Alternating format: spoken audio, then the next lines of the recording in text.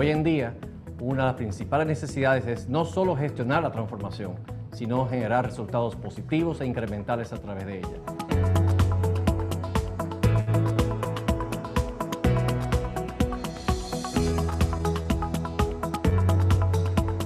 Todos nuestros logros inician con una siembra. Hoy estamos sembrando esfuerzo y conocimiento y seguro que cosecharemos oportunidades y bienestar.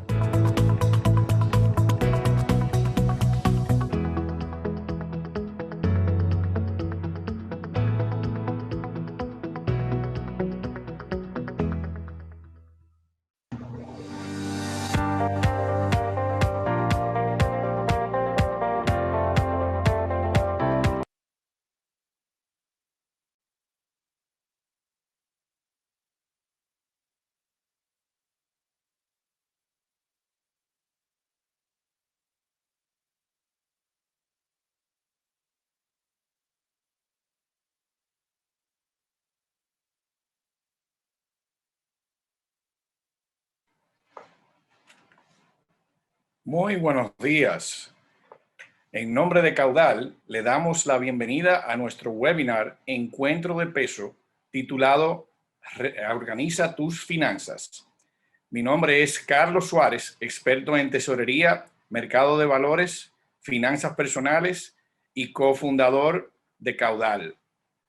Queremos agradecer en esta mañana a nuestros patrocinadores AFP Siembra, GAM Capital, Tibalsa Puesto de Bolsa y al Banco Santa Cruz, quienes hacen posible que este evento llegue a todos ustedes. Es importante mencionar que nuestro encuentro de peso está siendo transmitido en nuestras redes sociales de Facebook y YouTube. Para comenzar, quiero presentarles a Jonathan Valle, cofundador de Caudal. Bienvenido, Jonathan. Hola, Carlos. Muchas gracias y muchas gracias a todos los asistentes a nuestro segundo encuentro de peso. Les quiero contar que Caudal ha ido avanzando en uno de sus principales focos, que es la educación financiera, buscando con ello la inclusión de todas y todos los dominicanos. En un camino que nos llena de orgullo, con mucha pasión y humildad, les contamos que Encuentro de Peso se hará mensualmente. Esto ya para nosotros es un gran logro. Les comentamos también que nuestra comunidad ha crecido a más de 3.400 suscriptores y continúa avanzando, y cada vez nos damos cuenta de que se necesita acompañarlos y a que mejoren su salud financiera. Así que también los invitamos a sumar a sus amigos, a sus familiares, a sus colegas y más cercanos a participar con nosotros y visitar lo que tenemos para ustedes en nuestros canales digitales. A medida que avanzamos en estos encuentros de peso, por medio también de nuestras redes sociales, les queremos contar que en los próximos meses le podremos proveer de una herramienta para poder organizarse y planificarse financieramente. Creemos que además de la educación, debemos poner en la práctica todas estas herramientas, ser disciplinados para lograr el propósito de ser financieramente sustentables en el tiempo. Aprovecho también de invitarlos a nuestra página web para que se registren y comiencen a formar parte de nuestra comunidad y ser de nuestros primeros usuarios también. Es muy sencillo, www.caudal.com. Bueno, señores, muchas gracias por completarnos la primera encuesta de nuestra mañana de hoy. En nuestra primera charla, Ordena tu bolsillo, tenemos como panelistas a Laura Camacho y a Kimberly García de Economics Data. Tanto Laura como Kimberly son economistas egresadas de la Pucamaima con grados asociados en International Business de Tompkins Community College. Son igualmente emprendedoras, educadoras financieras por pasión y cofundadoras de Economics Data a partir del año 2015. Kimberly García posee un MBA con concentración en dirección estratégica de Adden Business School y EUNSET. Por otro lado, Laura Camacho posee una maestría en finanzas con concentración en gestión de patrimonios de la Universidad de Miami, UM. Démosle la bienvenida a Laura y a Kimberly con su charla Ordena tu bolsillo. Buenos días. Hola, buen día a todos. Buen día, Carlos. Gracias por la presentación. Bienvenidos a todos a este encuentro tan maravilloso que hemos preparado para ustedes en el día de hoy. Aquí nos vamos a estar enfocando sobre las cosas que todos deben tener en cuenta y deben hacer para poner orden en su bolsillo. El primer paso para organizar tus finanzas, yo digo que es decidirlo. Así que todos los que están aquí ya tienen este primer paso ganado, porque están aquí dedicando su sábado a las 9:30 de la mañana, haciendo algo tan productivo como es educarse en temas de finanzas personales. Y estoy segura que este webinar que le hemos preparado les va a ayudar a organizarse en temas de dinero y podrán sacarle el mayor provecho al mismo. La información que vamos a compartir esta mañana va a ser una información poderosa y sobre todo práctica para que puedan aplicarla a su situación puntual, porque al final eso es lo que tiene más valor, o sea, que pueda ser un contenido práctico para que puedan cada quien sacarle provecho dado su punto de vista. Y nada, vamos arriba, vamos a conocer los temas que trataremos en esta jornada. Sí, realmente cuando Kimberly y yo estábamos haciendo esta presentación queríamos incluirle todo, o sea, tratar de que no se nos quede nada para que ustedes puedan ordenar sus finanzas personales de acuerdo a su situación puntual, de acuerdo si no tienes un fondo de emergencia, si no tienes un presupuesto creado o si tienes un problema de deudas. Así que tratamos de englobar todo de manera un poco resumida, pero sobre todo práctica. Entonces, entre los temas que vamos a tratar hoy, el primero es el costo de oportunidad, o sea, a esto me refiero en qué estamos dedicando, a dónde estamos dirigiendo nuestro dinero, o sea, cuánto nos cuesta ganar una hora de nuestro trabajo y esa hora cuánto cuesta y dónde estamos destinando ese dinero. Pues vamos a hacer un ejercicio práctico con un ejemplo de un ingreso mensual y llevarlo a diario y ver diario cuál es nuestro salario mensual. Y esto nos va a permitir comparar ¿qué hago con esos 3,000 pesos que gano diario? Bueno, estoy gastando 200 pesos en un café todos los días. Pues ahí sé que ese café me está costando una hora, media hora de mi trabajo. Entonces, este ejercicio nos permite saber cuánto nos cuesta ganarnos una hora de nuestro dinero y a dónde le estamos dirigiendo. Asimismo, vamos a tratar el panorama financiero actual de ustedes porque ustedes necesitan saber dónde están parados para poder organizar sus finanzas, es decir, cuánto ganan, cuánto gastan, cuánto ahorran y cuánto invierten. Y también, claro, tenemos que ver el presupuesto, una herramienta sumamente importante para el control de nuestras finanzas, que para muchas personas parece ser aburrido, difícil de hacer, pero hoy vamos a romper ese mito. Y vamos a tratar una guía de presupuesto. Esta es una guía que se puede modificar, pero les va a permitir distribuir esos ingresos de la mejor manera posible. Y claro, el hábito de ahorro, que es sumamente importante para tener unas finanzas sanas. Cómo convertir ese hábito de ahorro en algo sostenible en el tiempo. El fondo de emergencia, que nosotras decimos que es la meta financiera número 1 que todos tenemos y que todos debemos tener un fondo de emergencia. Las metas financieras, cómo plantear esas metas financieras para poder alcanzarlas, el control de gastos, sumamente importante, esos gastos hormigas, cómo controlar prácticas y tips para controlar esos gastos mes a mes. También vamos a hablar un poco de manera general de las deudas y de las tarjetas de crédito. Y claro, cerrar con esos buenos hábitos financieros que todos debemos tener para tener un orden financiero.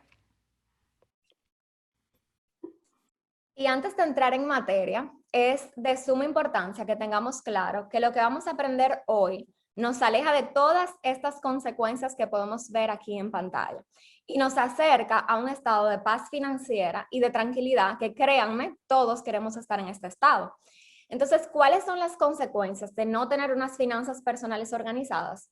Bueno, esto provoca que gastemos cada peso que nos entra sin iniciar a forjar el hábito de ahorro, que es tan importante para todo lo que queramos alcanzar en la vida. O sea, si ustedes lo piensan, todo en esta vida tiene un ticket de precio. todo, cada sueño, cada meta lleva un ticket de precio. Entonces, por esto es tan importante forjar el hábito de ahorro a la mayor brevedad.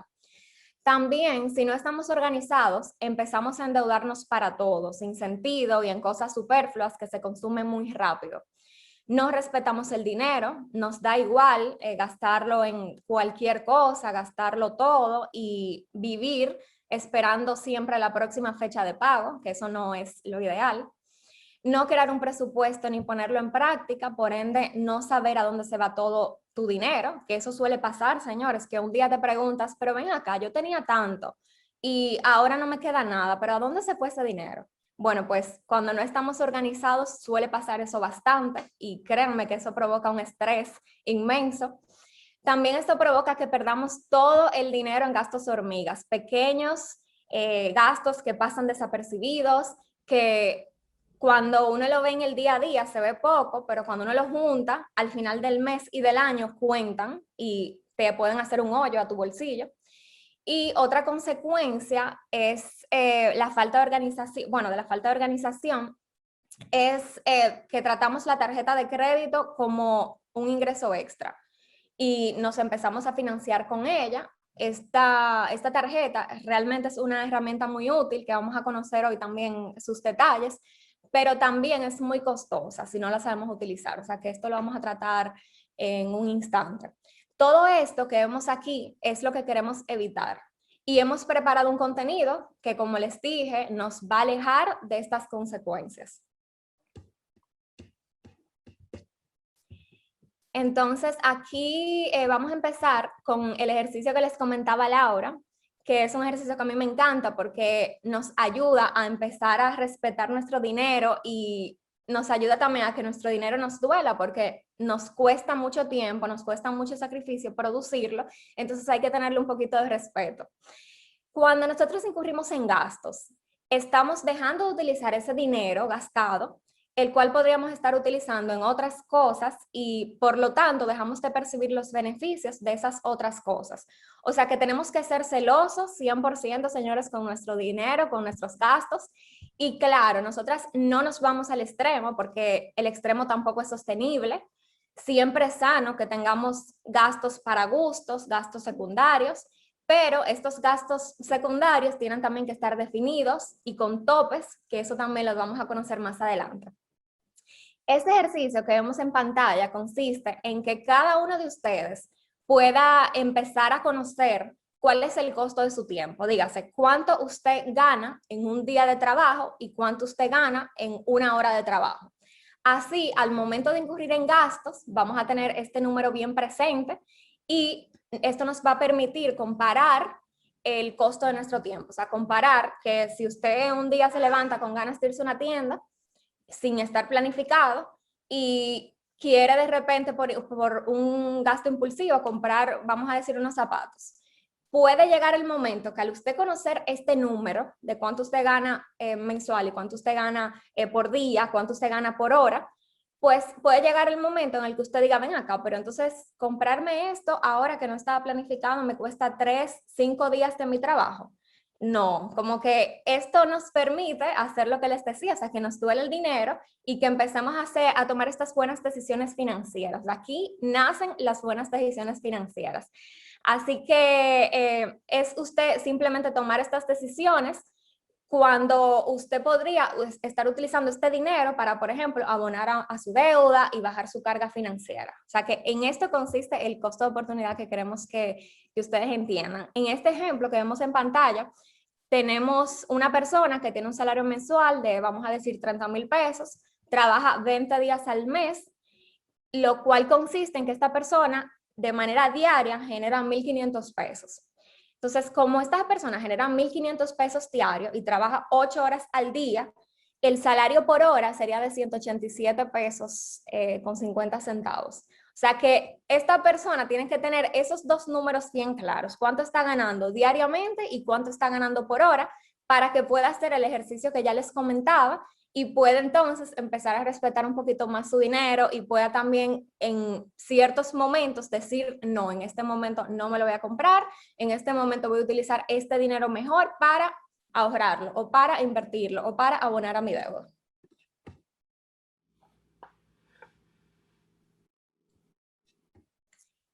Entonces, bueno, cuando hablamos de organización financiera, antes de pasar al presupuesto y de usted ordenar todo esto tal vez en un Excel, en una página, en una libreta, en una aplicación, como se le haga más cómodo, hay que hacer este ejercicio que también es práctico y consiste en algo muy sencillo. Simplemente usted hacerse las siguientes preguntas. Debes saber de tu panorama financiero actual, ¿cuánto tú estás ganando? Hay personas que tienen ingresos fijos, pero hay otros que tienen ingresos variables y hay otros que son totalmente independientes, que dependen de ingresos variables 100%. O sea, que tienen que tener por lo menos un panorama, estas personas que tienen ingresos variables, de cuánto sería o sea, en el peor escenario, cuánto estarían ganando y en el mejor escenario, cuánto estarían ganando, para que puedan tener por lo menos una proyección. También, ¿cuánto estás gastando mes a mes? ¿En qué estás gastando? ¿A dónde te está yendo el dinero? ¿Cuáles son esos gastos fijos que tienes mes a mes que son necesarios para subsistir? ¿Y cuáles son esos gastos que tal vez son fijos, pero no son necesarios y en ciertas eventualidades puedes prescindir de ellos? Tienes que conocer todo esto. También la parte de cuánto debes, los detalles de las deudas, ustedes no se imaginan la importancia que tienen. Y tampoco se imaginan la cantidad de personas a las que les preguntamos, dime de la tasa de tu préstamo, ¿cuánto tiempo te falta para saldarlo? ¿Puedes hacer abonos extraordinarios? Y no tienen idea de ninguno de estos datos, que son datos de ellos, que son datos que les conciernen a ellos, porque son sus propias finanzas personales. Entonces, esto es urgente, que ustedes puedan tener todos los detalles de sus finanzas personales y puedan manejarlo como la palma de su mano. Así que estas preguntitas sería bueno que ustedes las anoten para que inmediatamente terminemos este webinar puedan empezar a plantearlas y puedan saber dónde están parados. También, si estás ahorrando, cuánto estás ahorrando y dónde estás ahorrando. ¿Lo estás dejando todo en tu cuenta de nómina? ¿Lo estás dejando todo mezclado? Esto no es ahorro. Dejar todo tu dinero mezclado no es un ahorro. Esto lo vamos también a definir en un momento. ¿Cuáles metas tengo? Es sumamente importante que trabajemos nuestro proyecto de vida con metas. Y las metas te van trabajando también con prioridad. Entonces, las metas, señores, son las que hacen que nosotros vivamos felices, que trabajemos felices, porque estamos trabajando para algo que a nosotros nos hace sentido y nos va a hacer feliz cuando lo alcancemos. Entonces, por esto, tenemos que tener las metas definidas, tener el plazo de estas metas, tener cómo vamos a estar alcanzando estas metas. Y lo bueno es que, como les decía al inicio, este es un taller práctico, o sea que más adelante vamos a ver paso por paso de cómo plantearte una meta y cómo alcanzarla. Entonces, ahora pasamos al presupuesto, a esa herramienta súper poderosa para nosotros dirigir a dónde se va nuestro dinero.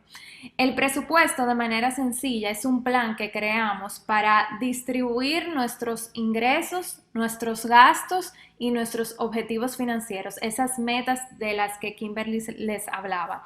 Y es muy importante que ustedes crean su presupuesto donde se les haga más cómodo, donde ustedes puedan revisarlo de manera sostenible a largo plazo, ya sea en las notas de tu celular, en tu agenda, en una libreta, en un Excel o en una aplicación de celular. Lo importante es que tú puedas llevar este orden mes a mes a largo plazo. Entonces, las categorías del presupuesto se dividen en, primero, esos ingresos, o sea, cuánto ganas, ya sea si eres asalariado privado, asalariado público, tienes un ingreso fijo mensual, pero también recibes ingresos de los intereses de tus inversiones. En caso de que seas emprendedor, esos pagos atrasados que tengas por tus clientes. Todos estos ingresos, tanto fijos como variables, tienes que tenerlo bien claro mes a mes cuánto te entra y también de manera neta, porque no es lo mismo tu ver un ingreso bruto que después le descuentan los impuestos. También tenemos esos gastos fijos. ¿Y a qué me refiero a esos gastos fijos? Esos gastos que necesitas para subsistir, o sea, lo esencial, dígase supermercado, renta, alquiler, esos gastos fijos que necesitas para vivir mes a mes. porque hay muchos gastos fijos que no son esenciales para subsistir, como por ejemplo esas suscripciones que mes a mes tú las pagas, ya sea de Spotify, de Netflix, pero en una situación de emergencia que tú tengas, por ejemplo, pues tú puedes disminuir este gasto, o sea que este gasto ya pasa a un gasto secundario. También en tu presupuesto debes tener bien definidos los ahorros. ¿Cuánto vas a ahorrar mes a mes?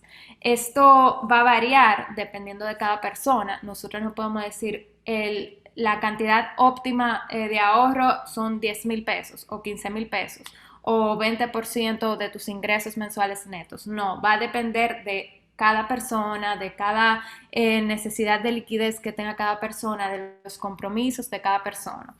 Y por último, esos gastos secundarios, o sea, dígase, ocio, delivery, compras en línea. En esta categoría es donde podemos identificar mayor oportunidad de mejora. Es muy importante que en esta categoría de gastos secundarios ustedes se pongan límites, que no voy a gastar en ocio más de tanto.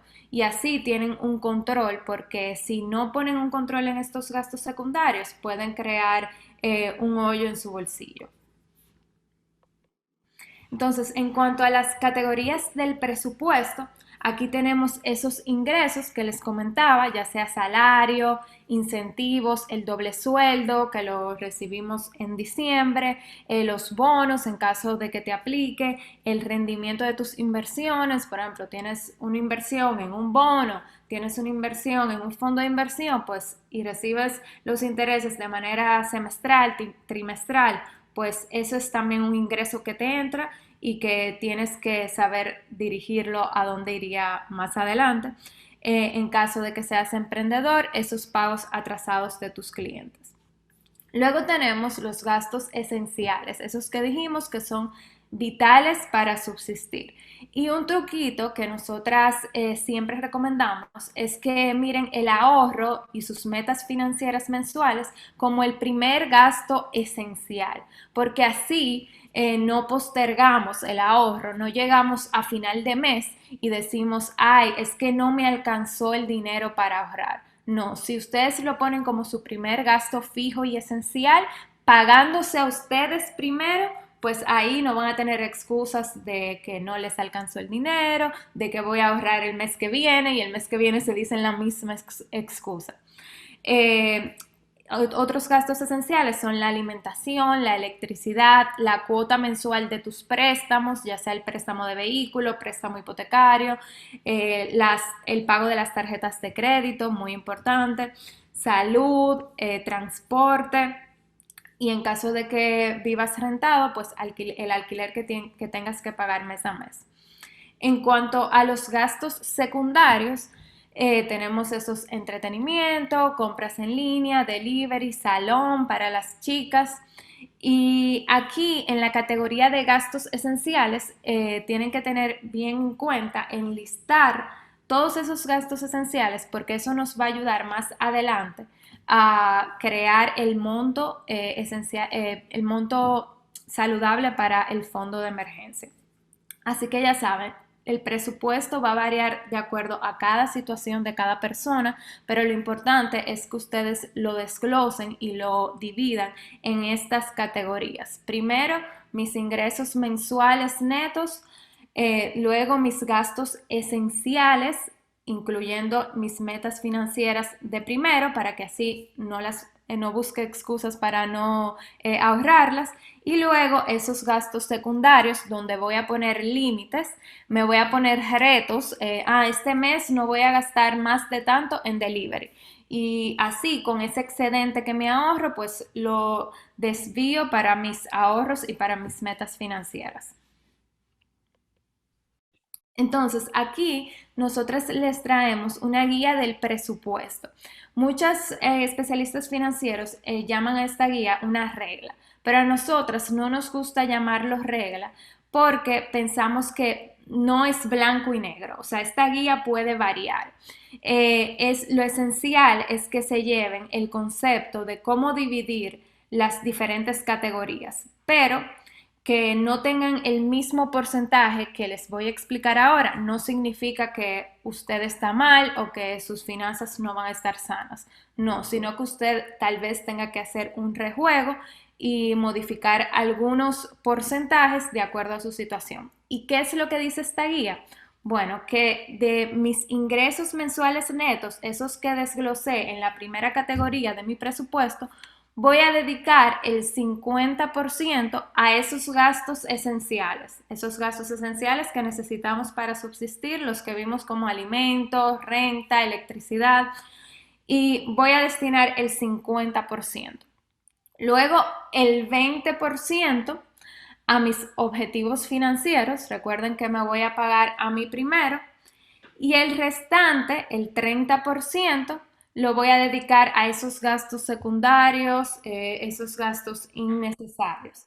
Entonces, pongamos un ejemplo, porque aquí dijimos que vamos a hacer todo de manera práctica y lo ideal es que ustedes también lo puedan hacer en casa. Si una persona, el ingreso mensual neto de una persona son 30,000 pesos, esta guía dice que esta persona debe destinar en gastos esenciales 15,000 pesos. Luego, esta persona en objetivos financieros debe destinar el 20%, que sería 6,000 pesos.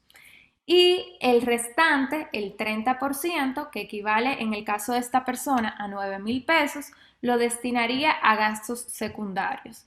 Entonces, por ejemplo, pongamos que en lugar de que esta persona sus gastos esenciales den más de un 50%, den un 60%, no pasa nada. Lo que usted tiene que hacer es que el restante, el 40%, pues ese lo divide en objetivos financieros y en gastos secundarios. O sea que si tus gastos esenciales son más del 50% de tus ingresos mensuales netos, si son 65%, si son 60%, pues ya sabes que el restante que te quede lo debes dividir en objetivos financieros y en gastos secundarios. Es muy importante que siempre se propongan, aunque sea un poco, sacar para sus objetivos financieros y para sus ahorros. O sea, si no pueden llegar a ese 20%, bueno, pues empiecen el primer mes con el 3%. Con el 5%, pero lo importante es empezar a crear ese hábito, aunque sea con poquito. O sea que nosotras siempre decimos que queremos cambiar esa mentalidad de que las personas digan, ay, es que no me alcanzó para ahorrar. No, ustedes deben decir, ay, es que no me alcanzó para ese gasto secundario, para ese gustito. Para ahorrar siempre les debe alcanzar, aunque sea un poquito.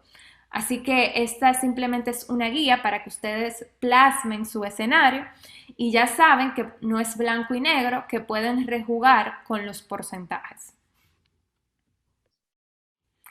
Entonces, el control de gastos, sumamente importante para tener unas finanzas sanas. Primero, ese registro de esos gastos recurrentes que tenemos mes a mes. Como dijimos al inicio, cuando estemos creando nuestro presupuesto, ya sea en una libreta, en la aplicación, en un Excel, pues voy a registrar todos mis gastos mensuales, los fijos, los secundarios y los hormigas, que muchas veces las personas no los registran. Tengo que registrarlos y revisarlos mes a mes para ver si estoy cumpliendo con el presupuesto que hice al inicio de mes. El control de gastos hormigas. Ya vimos que cuánto nos cuesta una hora de nuestro trabajo. Ya que sabemos este monto, pues tengo que analizar esos gastos hormigas, que me compro siempre todos los días una botellita de agua, que me compro un café todos los días que me cuesta 100 pesos, 150 pesos, pues bueno, eso tal vez te esté costando una hora de tu trabajo. Entonces, aunque tú creas que, no, esos son 100 pesos, esos son 25 pesos de la botellita de agua, eso no va a hacer la diferencia. Pero si tú eso lo llevas a un escenario anual, a un escenario mensual, pues ahí puedes ver que sí hace la diferencia y que puedes estar dirigiendo este dinero para tus metas financieras. Como dijimos, nosotras no somos extremistas, no es que no te bebas un café fuera de casa, sino que lo tengas en tu presupuesto y tengas un control. Por ejemplo, para lo de la botellita de agua, puedes comprarte un termo y así reduces ese gasto diariamente. Poner límites en tus gastos. Señores, ¿cómo vamos a controlar nuestros gastos si no ponemos límites? O sea, esto es un paso obligatorio, específicamente en los gastos secundarios como ocio, pedidos a domicilio, cuidado personal, comidas fuera. Bueno, cada quien tiene gastos diferentes, pero el punto es que lo apliquen a su situación y que puedan establecer un límite en el monto de estos gastos e incluso retos de, por ejemplo, una semana de cero gasto personal o una semana de cero comidas fuera. Y como esta semana no estoy gastando en esto, pues este excedente lo voy a colocar en esto, o sea, lo voy a ahorrar o lo voy a invertir. Informarte para no malgastar también es de suma importancia para controlar los gastos. Toda la información está a la distancia de tu celular, está a la distancia de tu computadora.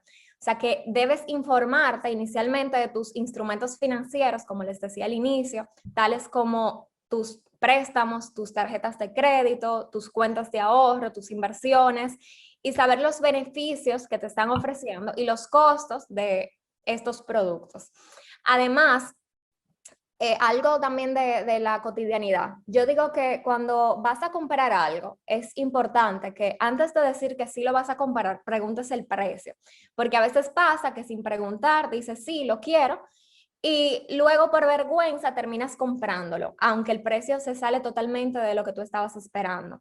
También, antes de aceptar un trabajo en tu casa, por ejemplo, de banistería, una modista que te va a hacer, no sé, unas cortinas, unos cojines, algún arreglo de tu casa, siempre pregunta el precio antes de aceptar el trabajo y cotiza con por lo menos 2, 3 opciones, porque también pasa que aceptas el trabajo, te hacen el trabajo y luego resulta que es un precio totalmente fuera de lo que estabas esperando o de lo que tu presupuesto alcanzaba.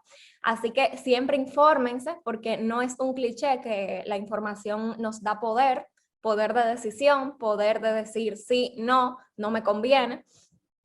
Y tener un control de tus gastos te va a permitir conocer a dónde se te está yendo el dinero, que es importante que todos sepamos esto, identificar las oportunidades de mejora que tenemos en nuestras finanzas, específicamente en la parte de gastos, que es el hoyo financiero, y guiar ese dinero que tal vez estás teniendo unos gastos descomunales y guiarlo, ¿verdad?, a donde tú quieras que vaya. Aquí tenemos un ejemplo práctico de una persona que gasta mensualmente 5,000 pesos en comidas fuera. Esto, señores, lo hemos escuchado muchísimo, incluso escuchamos un caso una vez en uno de nuestros talleres donde una participante nos decía que gasta mensualmente 8,000, semanal 2,000. O sea, eso al año, ella cuando hicimos este ejercicio se quedó sorprendida porque nunca lo había visualizado así. Entonces yo en mi vida todo lo visualizo así. Si yo gasto semanal tanto en tal cosa y mensual gasto tanto, entonces anualmente yo estoy gastando tanto y entonces ahí me asusto y digo, no, espérate, déjame hacer algún ajuste para entonces poder ajustar ese gasto anual. Aquí vemos en este ejemplo que esta persona gasta en comidas fuera 5,000 pesos mensual, lo que significaría un gasto anual aproximado de 60,000. Y si esta persona empieza a utilizar este ejemplo como práctica en su vida, se da cuenta de que está gastando mucho y que podría hacer un ajuste en su gasto mensual en esta categoría de comidas fuera. Y en lugar de gastar 5,000, se va a poner como tope de gasto 3,000 pesos. Entonces, esto le permite dejar de gastar 2,000 pesos que estaba gastando mes a mes, lo que hace que su gasto anual baje de 60,000 que era antes a 36,000 pesos.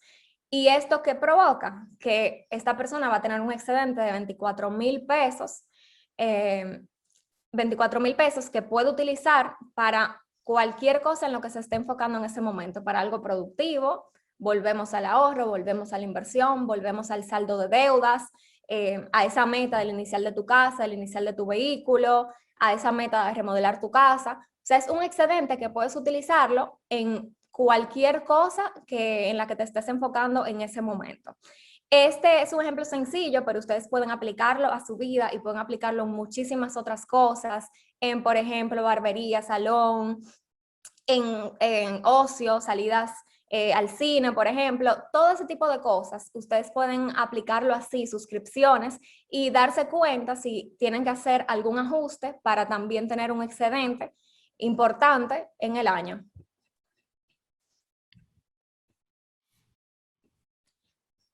El hábito del ahorro es, ya sabemos que es de suma importancia, pero aunque lo sabemos y aunque entendemos que es lo más básico de finanzas, también suele ser algo que muchas personas todavía no alcanzan, todavía no toman este hábito, todavía les da pereza, todavía no les encuentran el sentido a todos los meses estar ahorrando una parte de lo que ganan. Pero déjenme decirles que es más importante el dinero con el que ustedes se quedan mes a mes que el dinero que ustedes realmente ingresan. Porque puede ser que usted ingrese, no sé, 30,000 pesos y esos 30,000 pesos se le vayan en sus gastos fijos y gastos secundarios, y no se le quede nada a usted. O sea, que usted se está quedando en cero mes a mes. Es necesario que ustedes empiecen a tomar este hábito a la brevedad, que ustedes cada vez que tengan un ingreso se queden con una parte.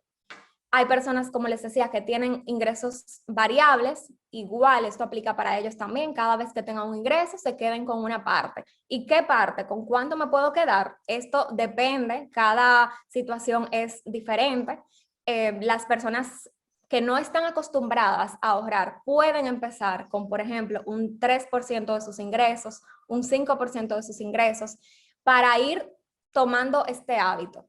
Y ya luego, con confianza, puedes ir aumentando este porcentaje paulatinamente hasta llegar, por ejemplo, al 20% que vimos en la guía 50-30-20. También ahorra con propósito, ahorra con una meta específica, que tú sepas para qué estás ahorrando, que tú sepas por cuánto tiempo vas a estar ahorrando para eso, porque si no estás ahorrando con un propósito, es posible que ese dinero lo utilices en cualquier cosa, en gastos secundarios, en gastos de lujo, y al final no estás ahorrando para nada específico. Entonces, por esto es importante que ustedes a sus ahorros le pongan siempre un nombre y un apellido. No es lo mismo ahorrar para un viaje en 3 meses que ahorrar para tu maestría en 3 años. Por tanto, es importante que siempre ustedes nombren a sus ahorros y los separen. No tengan todo su dinero mezclado, todo su dinero no puede estar en la misma cuenta, ni pueden dejar esos ahorros que ustedes creen que son ahorros en su cuenta de nómina mes a mes, porque eso simplemente va a ser un excedente que se puede gastar en cualquier momento. También define dónde colocarlos, dónde tú lo vas a colocar. Lo vas a colocar en otra cuenta bancaria, lo vas a colocar en una cuenta de alto rendimiento, en un puesto de bolsa, lo vas a colocar en una administradora de fondos. Esto también es relevante que ustedes sepan dónde van a colocar estos ahorros para que cada vez que vayan a ahorrar, que es cada vez que ustedes van a ingresar, muevan este ahorro a donde debe ir. Y como buena práctica, una recomendación de nosotras es que puedan automatizar estos ahorros. Para quienes no tienen el hábito, esto les va a ayudar muchísimo a no desmotivarse y a no parar el ahorro a los 2 meses de haberlo iniciado. Ustedes en su entidad bancaria pueden hacer esta planificación de automatizar que cada día, no sé, 15 de cada mes, le saquen 1,000 pesos desde su cuenta de nómina y la lleven hacia otra cuenta o hacia un producto de inversión.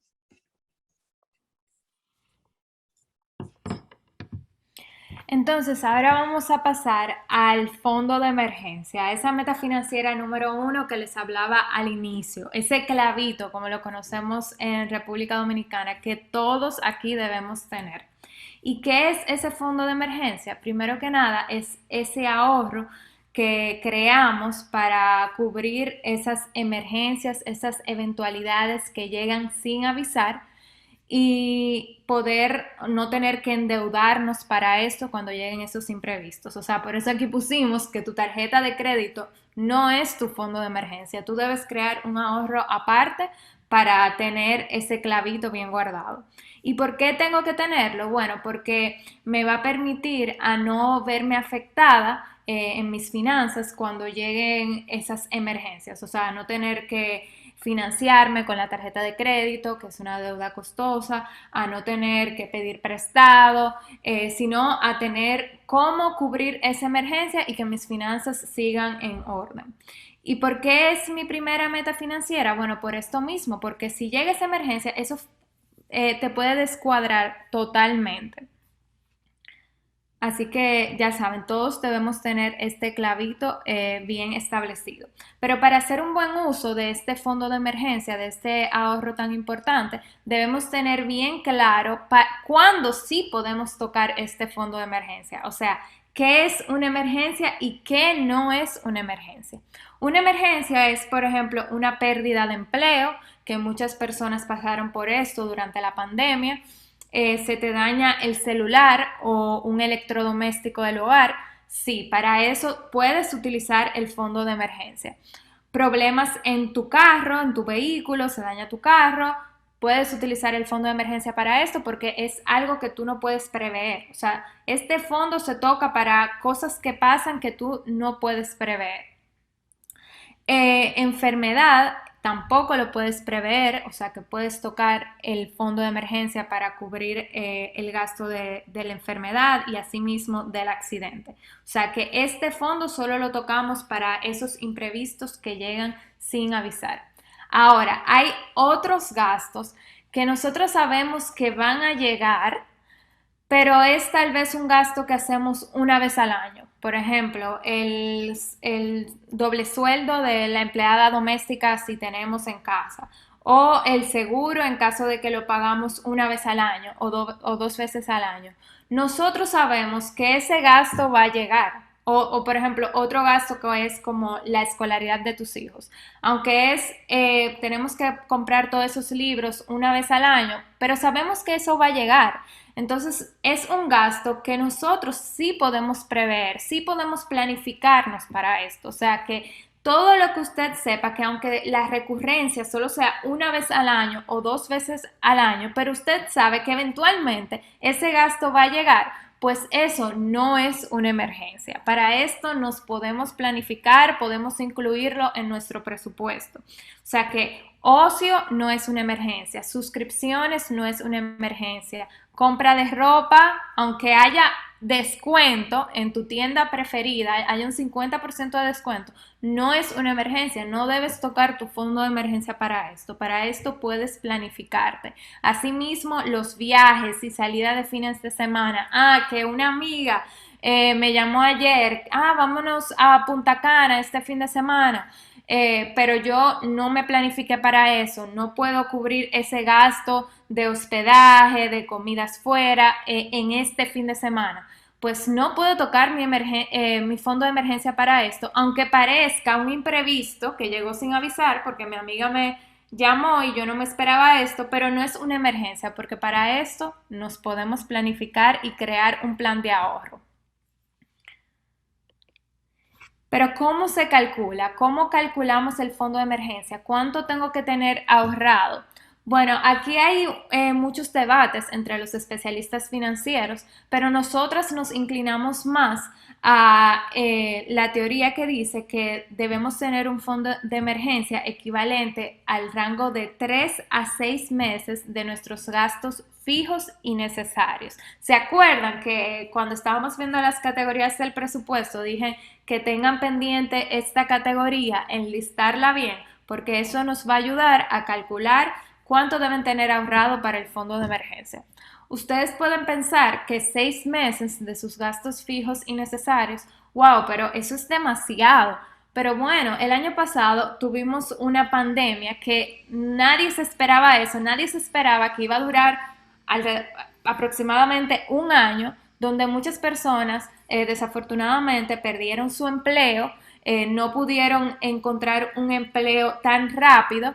Y esos gastos fijos y necesarios están ahí mes a mes. Esas personas tienen que cubrir una renta, una electricidad, supermercado y el fondo de emergencia, tener al menos ese rango de 3 a 6 meses de sus gastos fijos y necesarios, nos ayudan a cuando lleguen esos imprevistos. Entonces, ¿cómo los calculamos? Bueno, pues enlistamos esos gastos fijos y necesarios. sumamos cuánto nos da el total de esos gastos fijos y necesarios mensuales y luego lo multiplicamos por 3 y por 6. Y aquí tenemos el rango de 3 a 6 meses. O sea, vamos a ponerlo en práctica. Digamos que una persona tiene unos gastos fijos y necesarios mensuales de 40,000 pesos. Y si lo multiplicamos por 3 y por 6, nos da un rango de 120,000 y 240,000. O sea que esta persona debe tener un fondo de emergencia de entre 120,000 a 240,000 pesos. Suena una cantidad alta, pero realmente lo importante es que ustedes empiecen a ahorrar y a convertir este fondo de emergencia. A proponerse primero a llegar, ok, voy a llegar al primer mes, voy a tener 40,000 pesos ahorrados. Luego me propongo llegar al segundo mes y poco a poco van creando ese clavito y fortaleciéndolo cada vez más. Esta parte de metas financieras, yo digo que es mi parte favorita de las finanzas personales, porque como les decía ahorita, es lo que nos va a dar felicidad, lo que nos va a hacer que trabajemos con gusto en orden a cumplir estas metas que nos hemos planteado. Y es importante que todos tengamos metas y que también las trabajemos en orden, que no todas las metas se van a trabajar al mismo tiempo, porque si no, ninguna se van a alcanzar. En la parte de los ingresos de ustedes, o sea, ya ustedes conociendo sus ingresos y conociendo la parte del presupuesto que vimos hace un momento, ustedes saben que esos ingresos van a funcionar para 3 cosas: para los gastos fijos, gastos secundarios y ahorros para apoyar metas. Entonces, a esos ingresos ustedes les van a restar esos gastos fijos y necesarios, que eso es sí o sí que va mes a mes, y les va a quedar un excedente. Ese excedente les va a funcionar para ahorros, en este mismo orden, ahorros para apoyar metas y gastos secundarios como último paso. ¿Cuáles son las metas financieras que todos tenemos en ciertos puntos de la vida? El fondo de emergencia, que es la meta número 1, el inicial de la casa, el inicial del vehículo, los estudios propios o de nuestros hijos, remodelar tu casa, abrir un negocio, viajes, lujos, todos estos son metas financieras. ¿Y cómo alcanzarlas? Que es lo más importante, porque de nada sirve tener un nombre de una meta sin uno saber cómo va a ejecutar el plan para alcanzarlo. Tiene 4 simples pasos. Primero, usted va a plantear la meta, cómo se va a llamar su meta, va a ser el fondo de emergencia, ok, ya está planteada. Luego, plantear el monto objetivo que necesitamos para alcanzar esta meta, plantear el plazo, si es en 3 meses, en 1 año, en 2 años, y el monto, de acuerdo a ese plazo y de acuerdo al monto que necesitamos, vamos a plantear el monto que vamos a estar ahorrando mensualmente o recurrentemente. Y vamos a ver un ejemplo práctico ahora mismo para que ustedes vean cómo deben plantearse las metas. Miren aquí. Esta persona dice, quiero remodelar 2 áreas de mi casa en abril 2022 que me costará 300,000 pesos. Y debo ahorrar para esto 18,181 pesos por 11 meses. Y en 2 ocasiones ahorraré 50,000 pesos más. Esas 2 ocasiones puede ser cuando ven el doble sueldo, cuando recibes una bonificación de ley, una bonificación por desempeño, que cuando recibes ingresos extraordinarios, lo ideal es también hacer ahorros extraordinarios. Entonces, miren aquí cómo se plantea en este cuadrito esta meta. Mes 1, ingresos fijos, 18,181 y así sucesivamente. Vamos ahorrando ese mismo monto, trimestre 1, trimestre 2 y nos damos cuenta que en 11 meses hemos alcanzado junto con los 2 aportes extraordinarios 300,000 pesos. O sea que esta persona pudo planificarse para su meta con un nombre específico, con un plazo específico y con un monto específico a ahorrar. Así es que deben plantearse las metas cada persona. ¿Y dónde colocar estas metas financieras? No vamos a dejarlo en la misma cuenta de nómina, eso ya todos lo sabemos, y hay diferentes opciones. Para el caso del fondo de emergencia, que ya vimos que es la meta prioritaria que todos deben tener, hay 3 opciones de productos donde usted puede colocar esa meta, ya sea una cuenta de ahorro diferente a la de nómina, una cuenta de ahorro de alto rendimiento que le va a generar un poquito más, o un fondo de inversión líquido que se adquiere a través de una administradora de fondos de inversión. Y las demás metas que usted pueda tener, metas de boda, metas de viaje, metas de vehículo, usted puede evaluar estas 3 opciones, por ejemplo, certificados financieros en los bancos, inversiones en puestos de bolsa, que hay opciones con muy buena rentabilidad y con tasa fija, y inversiones en AFI también, fondos de inversión con diferentes plazos, pero con una tasa variable. O sea, todos estos productos, usted recuerde lo que les decía ahorita, la información es poder, o sea que es necesario indagarlas para conocer cuál producto de inversión me conviene más para la meta que tengo. Ahora vamos a hablar rápidamente de las deudas. Primero que nada, debemos conocer los detalles de nuestras deudas, tanto de los préstamos como de las tarjetas de crédito, es decir, la tasa de interés, en el caso de los préstamos, el plazo, la cuota mensual que tengo que pagar todos los meses, cuánto me falta por pagar, si puedo hacer abonos extraordinarios o no, y si no puedo hacerlos, y si puedo hacerlos, si me cobran una penalidad por esto o hasta qué monto puedo realizar esos abonos extraordinarios para saldar mi meta en menor tiempo. Y para las personas que piensan adquirir un préstamo, esta es una cláusula que pueden tratar de negociar al inicio con el banco de que les permitan hacer esos abonos extraordinarios. Tener en cuenta que las tarjetas de crédito y los usureros son las deudas más costosas. Las tarjetas de crédito, una tasa de interés desde un 34% hasta un 60% anual, pero si las sabemos utilizar correctamente, estas tarjetas de crédito podemos sacarles muchos beneficios porque ofrecen incentivos. No debemos endeudarnos para todos. Ya vimos cómo crear ese plan de ahorro para alcanzar nuestras metas financieras. Así que no debemos endeudarnos para un viaje, sino planificarnos y ahorrar, estableciendo ese plan de pago.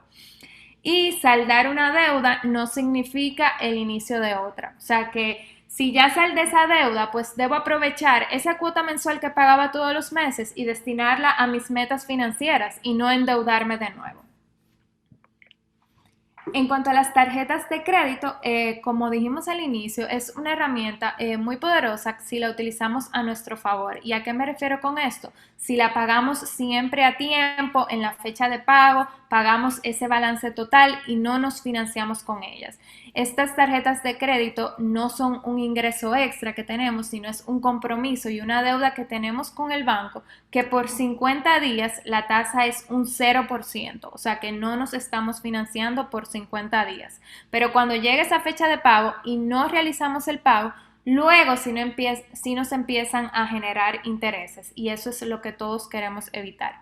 Pero si la utilizamos a nuestro favor y siempre pagamos a tiempo, podemos aprovechar esos incentivos que ofrecen las tarjetas de crédito. ¿Y cómo elegir esa tarjeta de crédito? Pues debes conocer esos beneficios que puedas aprovechar y que se acoplen contigo. Dígase, devolución de efectivo, si tienen descuentos en restaurantes o en salones, puntos para viajes. Si te gusta viajar, pues voy a buscar una que ofrezca puntos para viaje. Si voy mucho al supermercado, una que me ofrezca devolución de efectivo para el supermercado.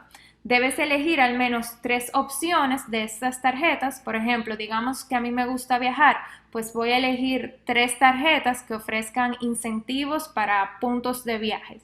Y debo comparar los costos y los beneficios que me ofrecen. Esto es totalmente público. En la página web de todos los bancos existe un tarifario donde ustedes pueden ver esos costos, o sea, cuánto les cuesta mensualmente esa tarjeta de crédito, la tasa de interés, aunque ustedes quieren evitar financiarse con ella, y comparar esos beneficios y costos y luego elegir la que más les convenga a ustedes de acuerdo a sus necesidades en caso de que busquen una que ofrezca devolución de efectivo en supermercado o a sus gustitos en caso de que les guste mucho viajar. Y para cerrar, aquí traemos unos hábitos financieros que todos debemos tener. Siempre proponerse ahorrar cada vez que reciban ingresos. Ya vimos que lo vamos a ver como el primer gasto fijo y pagarnos a nosotros primero. Ahorrar con intención, recuerden siempre saber para qué están ahorrando y dónde van a estar colocando ese ahorro, por cuánto tiempo. Esto es importante para que el ahorro se cumpla y sea sostenible. Convertir el ahorro en inversión, no solo ahorrar, sino convertir eso en inversión. La educación financiera, que estén aquí es una buena señal, o sea, están buscando educación financiera, lo cual los felicito por eso, pero siempre es importante que se mantengan en la búsqueda, que se mantengan buscando, por ejemplo, videos de YouTube, las páginas adecuadas que puedan aportarle a esa parte de la educación financiera, los libros, todo este material que ustedes pueden consumir de manera gratuita. Es de suma importancia para que puedan seguir mejorando en esto de la educación financiera. Comparar tanto los beneficios y los costos que les ofrecen cada instrumento, ya sea préstamos, tarjeta de crédito, inversiones, y no necesariamente irse con la primera opción. Ya dijimos que la información es poder y siempre es bueno comparar varias opciones y ver cuál les convenga mejor. Y tenemos que fijar las metas con plazos y montos, tal cual vimos el ejemplo. De esta misma manera les aseguro que van a poder alcanzar todas las metas que se propongan y recuerden, se trabajan con prioridad, 1 o 2 a la vez, no más de ahí. Y algo que nos cuesta mucho a los dominicanos es saber decir que no, aprender a decir que no cuando no podemos, cuando me llame esa amiga para el viaje a Punta Cana mañana y yo no estoy preparada para eso, no estoy planificada, no puedo costear eso ahora mismo, pues tengo que saber decir que no puedo ahora mismo para así no afectar mis finanzas. Así que nada, esperando que este taller lo pongan en práctica. Ya vimos algunos ejemplos para que ustedes pongan su situación puntual, crean su presupuesto y sobre todo que todo esto que hablamos hoy no se quede en la teoría, sino en la práctica y puedan ordenar sus finanzas.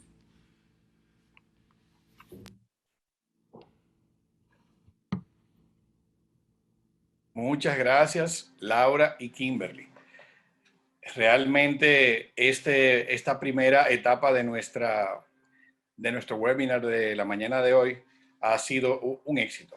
Quiero darle las gracias a Kimberly y a Laura por su tiempo, sus aportes y sus consejos para lograr una organización financiera cuidando tu bolsillo. En breve volvemos con Irving Isidor y los 7 hábitos financieros que cambiarán tu vida. Gracias.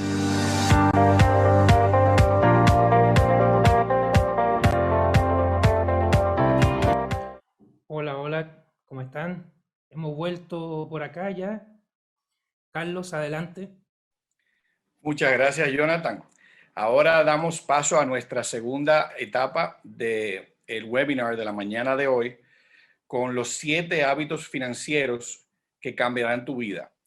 Nos acompaña el experto en finanzas personales y vicepresidente de negocios, Irving Isidor, con esta interesante charla. Irving es licenciado en Administración de Empresas con una maestría en Mercadeo, con más de 25 años de experiencia en el sector financiero. En el año 2017 funda la empresa Dinero Inteligente, la cual se dedica a difundir educación financiera a través de cursos presenciales, webinars, programas de radio y artículos relacionados al tema. Demos la bienvenida a Irving. Bueno, muchas gracias.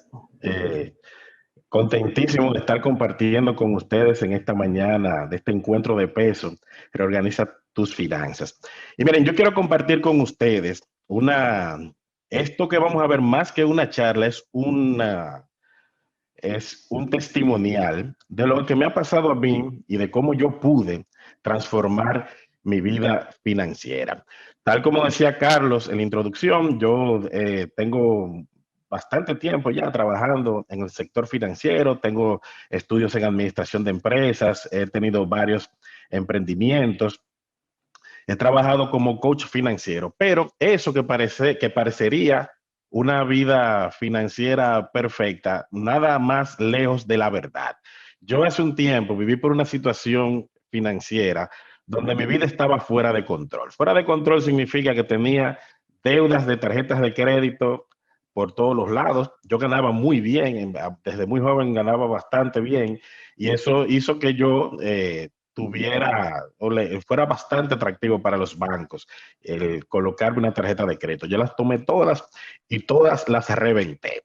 Tenía préstamos personales, más de uno, préstamos de vehículo, más de uno, un préstamo de vivienda, y lo peor de todo era que no tenía un centavo ahorrado. Un día recibí una especie de revelación y dije, oye, si yo en algún momento de mi vida pierdo mi ingreso, yo no voy a poder hacer frente a esta situación financiera que yo tengo. Y mi situación no se resolvía con cambiar de trabajo, con que se me incrementara el salario, porque yo estaba en un hoyo. Y hay una frase que dice que cuando uno se ve que está en un hoyo, hay que dejar de cavar. Yo hice un stop en mi vida y dije, bueno, para poder cambiar esta situación, el que tiene que cambiar soy yo. Y aquí yo les comparto una frase de Mahatma Gandhi que plantea precisamente eso. Si quieres cambiar el mundo, cámbiate a ti mismo. Cuando uno está en una situación financiera delicada, uno trata o aspira a que se solucione ese problema con algún golpe de suerte, o que es otro el que tiene que resolver mi situación. Y eso no es así. Yo creo que cuando uno está en una situación delicada, como es un nivel de endeudamiento alto y que el dinero no le da, uno tiene que hacer un cambio, tiene que tomar la decisión de cambiar. Y eso fue lo que yo hice.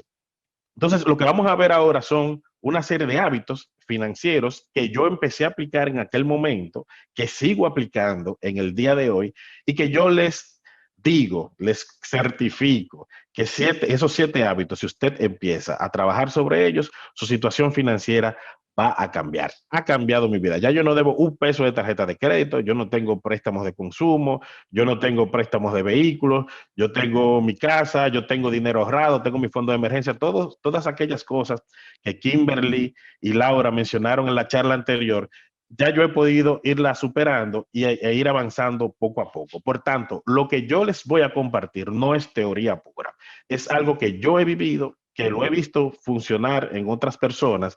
Por lo tanto, yo les pediría aquí que pongan atención, porque son cosas muy prácticas que pueden cambiar la vida. Lo primero es invertir en educación financiera. Ese es el primer hábito que yo recomiendo. Hay un coach financiero muy famoso en los Estados Unidos que se llama Dave Ramsey, que dice que ganar en el campo del dinero es 80% comportamiento y 20% conocimiento. ¿Qué es invertir en educación financiera? Es, por ejemplo, lo que ustedes están haciendo hoy, participar en una charla como esta, en un webinar como este, formándose, entendiendo, profundizando, leer libros de superación personal, si es necesario, recibir la ayuda de un coach financiero, leer artículos de finanzas, suscripciones a revistas y mantenerse también enterado sobre las noticias que giran en torno al mundo financiero. Si usted no sabe por dónde iniciar, por ejemplo, la lectura o cómo empezar a formarse en educación financiera, aquí yo tengo 3 libros que son mis recomendaciones para todo aquel que quiere iniciar. Una vez usted empieza a leer uno de estos libros, empieza a abrir ese apetito y usted verá que poco a poco va a ir escalando y profundizando en todo esto de la educación financiera. El primer libro es El hombre más rico de Babilonia, excelente libro. Ahí ustedes es una historia, sea una narrativa como un cuento, bastante entretenido. Piense y hágase rico, también excelente libro, y Padre Rico, Padre Pobre. Cualquiera de los 3, independientemente del orden, mi recomendación es que usted inicie por alguno de ellos. Pero primer hábito financiero, invertir en educación financiera. Fue lo primero que hice. Para yo saber por dónde iba a entrar, qué iba a hacer, cuáles eran las cosas que tenía que ajustar, primero tenía que documentarme, tenía que aprender, entender por dónde iniciar. Y eso se logra con la educación financiera. El segundo hábito es hacer un diagnóstico de tu situación actual. ¿Qué significa eso? Usted tiene que entender dónde está. Lo primero es decidir hacer un cambio, y ese es el primer paso del diagnóstico. Si usted quiere mejorar su situación financiera, tiene que hacer un cambio usted, y eso es lo primero, y hay que tomar esa decisión de cambiar. Lo segundo es entender cuáles son mis deudas o compromisos, y eso hay que ponerlo en blanco y negro. Usted tiene que hacer un listado, ¿qué es lo que realmente yo debo? Tener un panorama claro, tener exactitud en cuál es su situación. Lo tercero es establecer metas y objetivos. ¿Qué significa eso? Bueno, estas deudas, por ejemplo, ¿en qué tiempo yo quiero eliminarlas? ¿Cuánto, qué proporción de mis ingresos yo voy a destinar a amortizar estas deudas? ¿Cuánto yo quiero tener ahorrado en un horizonte de tiempo de 3 meses, 6 meses, un año? Hay que empezar a ponerse aspiraciones, metas que usted vea que puede concretar y a las cuales pueda darle seguimiento.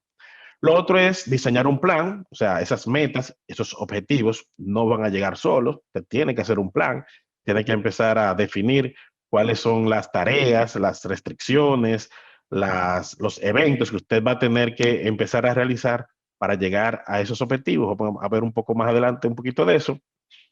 Y lo otro y más importante es revisar esos objetivos periódicamente. Mi recomendación es cada 3 meses. ¿Qué significa eso?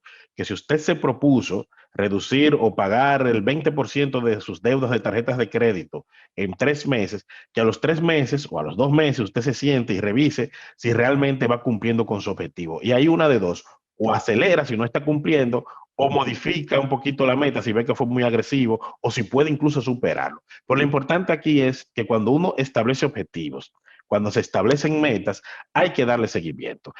Hay que dedicarle tiempo a las finanzas. Es algo que la gente tiende a no hacer con mucha disciplina. Usted tiene que dedicarle tiempo semanalmente a cómo van sus finanzas, aunque sea en una hojita de Excel, usted debe entender si usted va cumpliendo o no con sus objetivos. Hay que dedicarle tiempo. Eso es una tarea tal cual hay gente que va a un gimnasio, tal cual hay gente que tiene una disciplina en cuanto a su alimentación, tal cual hay gente que tiene una disciplina en cuanto a los estudios. Las finanzas también son parte esencial de nuestra vida. Por tanto, hay que dedicarle tiempo. Eso no puede ser visto como un elemento que no forma parte de nuestra cotidianidad. Entonces, segundo hábito financiero, hacer un diagnóstico de tu situación actual. Tercer hábito financiero es hacer un presupuesto mensual. Y ya Kimberly y Laura abundaron bastante bien el tema, lo abordaron bastante bien en la charla anterior. Yo simplemente voy a hacer algunas precisiones en este orden. Hay que identificar todos los ingresos, eso póngalo, insisto, aunque sea en una hojita de Excel, pero hay muchísimas aplicaciones que usted puede bajar a su celular que les van a ayudar a usted a organizar sus finanzas, identificar los gastos o salidas, esos gastos que usted tiene, clasificarlos por categoría, los que son necesarios, los que son innecesarios. Es decir, aquí usted tiene la oportunidad o cuando haga un presupuesto, tiene que identificar o categorizar esos gastos. Eso le va a permitir a usted entender si sus finanzas son sanas, equilibradas o si están en descontrol. Una finanza sana es cuando tus ingresos sobrepasan tus gastos. O sea, cuando eso sucede, que te sobra dinero todos los meses, tú tienes unas finanzas sanas. Se tiene unas finanzas equilibradas cuando los ingresos y los gastos son prácticamente iguales, y se tienen unas finanzas en descontrol cuando tus gastos sobrepasan tus ingresos. Entonces, tienes que saber cómo están tus finanzas, sanas, equilibradas o en descontrol. Y lo otro es que hay que revisar el presupuesto mensualmente y tener metas. Igual, insisto, la disciplina de revisar todos los meses cómo van nuestras finanzas es algo que usted no puede obviar. Tiene que hacer de manera religiosa, porque es lo que le va a permitir a usted tomar control y empezar a desarrollar hábitos que realmente le van a permitir cambiar su vida. Ahora, un elemento importante al momento de hacer el presupuesto y que pocas veces se aborda es cuando hablamos de las finanzas en pareja. Dice Warren Buffett, que es uno de los gurús en inversiones en bolsa de valores de los Estados Unidos, que la selección de tu pareja es una de las decisiones financieras más importantes en tu vida. Y eso es cierto. Con quien uno se casa o con quien uno tiene algún tipo de relación ya seria que decide compartir su vida juntos, tener una claridad y una transparencia con su pareja o saber con quién uno se casa puede decidir mucho sobre tu futuro financiero. Por eso es importante tener finanzas en pareja. Es un tema un poquito delicado, sobre todo porque cada quien viene tal vez de una formación financiera muy diferente.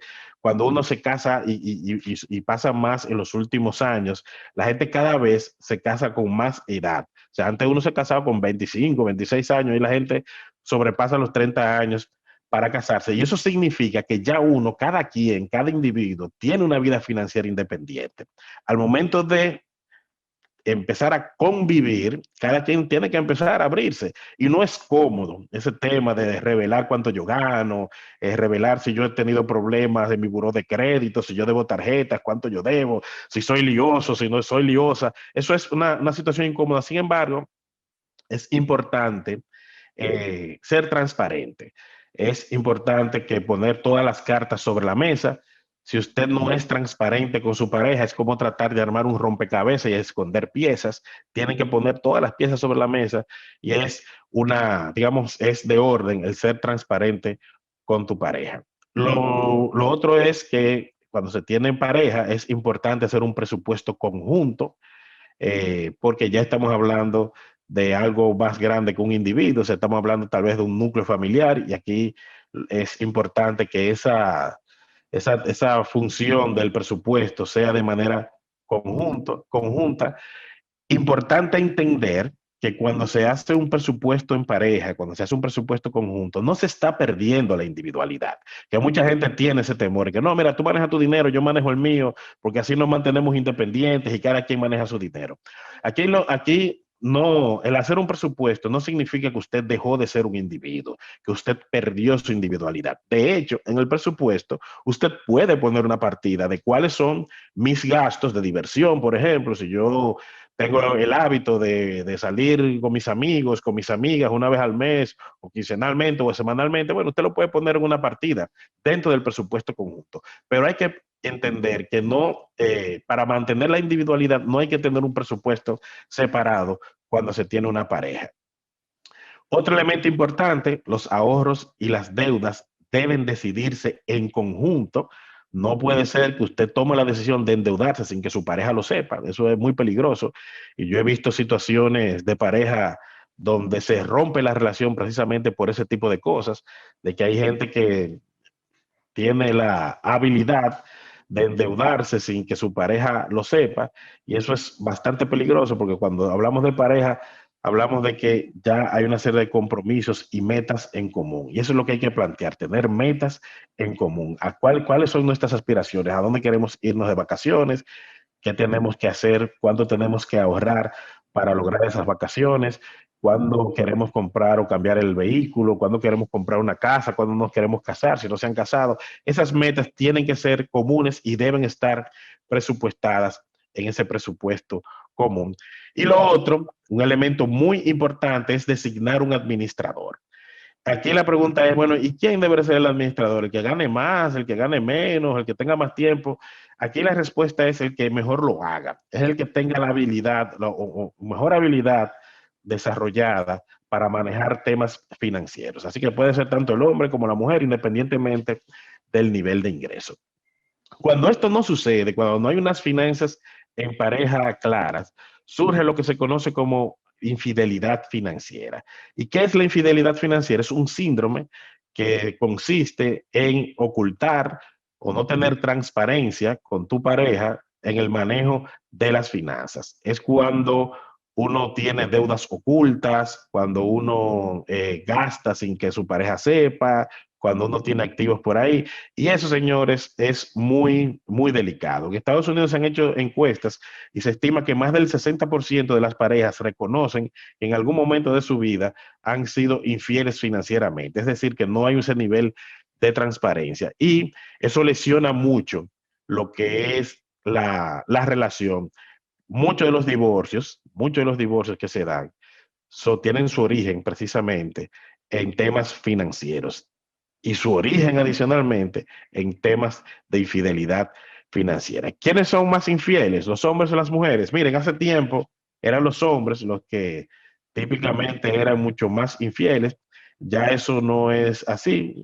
Tanto las mujeres como los hombres producen dinero. Ese deseo de tener esa individualidad a veces provoca que uno quiera hacer las cosas sin consultar a la pareja, y ya aquí no hay necesariamente un patrón relacionado al género. Se da igual en hombres como en mujeres. ¿Y cómo uno sabe ¿Cómo uno ve, identifica que se está dando el fenómeno de la infidelidad financiera? Hay 5 formas comunes. Lo primero es poco transparente sobre el ingreso, que si usted gana 40,000 pesos, le dice a su pareja que gana 30,000, para usted darse su margen de maniobra con esos 10,000 pesos, de hacer lo que usted quiere, y eso tiende a afectar un poco la relación. Cuando usted tiene un dinero escondido, no declarado, un clavito que tiene por ahí, que su pareja no sabe, que usted lo tiene para cualquier cosa, pero eso es también una forma de infidelidad financiera porque no existe la transparencia con su pareja.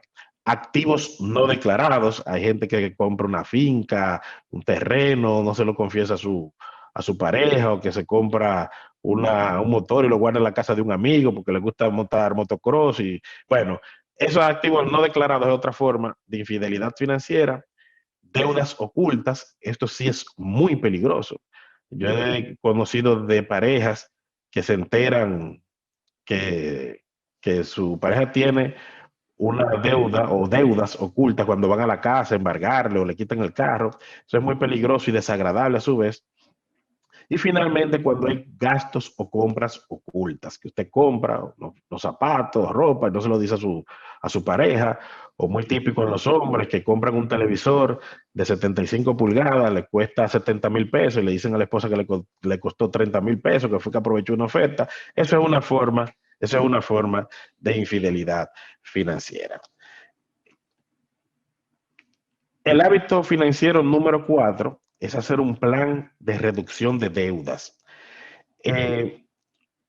Nosotros nos endeudamos básicamente por varias razones. Por razones emocionales, hay gente que no controla la capacidad de gastar y cuando gasta más de lo que ingresa, definitivamente, eh, definitivamente cae en el endeudamiento porque tiene unas finanzas descontroladas.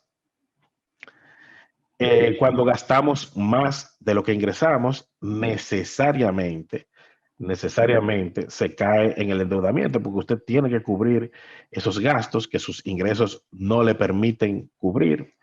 Cuando no ahorramos, también es una de las razones por las cuales uno se endeuda, porque cuando, por ejemplo, si usted no tiene un ahorro y el carro por alguna razón se daña, se le daña una pieza o tiene algún tipo de desperfecto, hay que arreglarlo, porque usted no se va a quedar a pies. Y de la única forma, si no tiene dinero, es resolviendo con un tarjetazo o buscando dinero prestado, porque usted tiene que resolver esta situación. Y de la única forma en que usted no se endeude, si tiene un fondo de emergencias, se presenta la situación, coge el dinero de ese fondo de emergencias y resuelve la situación que se le ha presentado. Entonces, cuando uno no ahorra, indefectiblemente se endeuda. Y lógicamente, cuando uno vive fuera de su nivel, cuando uno quiere aparentar, es muy común en el dominicano, tratar de tener una vida por encima de sus posibilidades. Entonces, esas son las razones por las cuales nos endeudamos. Ahora bien, hay 2 métodos que yo recomiendo para enfrentar las deudas. Es decir, cómo nosotros podemos disminuir las deudas que tenemos hoy. Hay un método que se llama el método de las deudas más caras, que establece que hay que pagar primero aquellas deudas que se conocen como deudas tóxicas. Las deudas tóxicas son aquellas que tienen muy alto interés. Por ejemplo, cuando usted coge dinero a un prestamista, cuando usted debe muchas tarjetas de crédito porque los intereses son altos. Esas son las deudas tóxicas. Entonces, el plan es, esas tienen típicamente tasas de interés muy altas versus, por ejemplo, la de un préstamo de vehículo o la de una vivienda, un préstamo de vivienda. Entonces, aquí el plan, vamos a pagar primero aquellas deudas más caras que nos están drenando el bolsillo con intereses. Entonces, es organizar las deudas y empezar a hacer un esfuerzo para empezar a amortizar, a pagar, a disminuir esas deudas más caras. Y está el método de bola de nieve.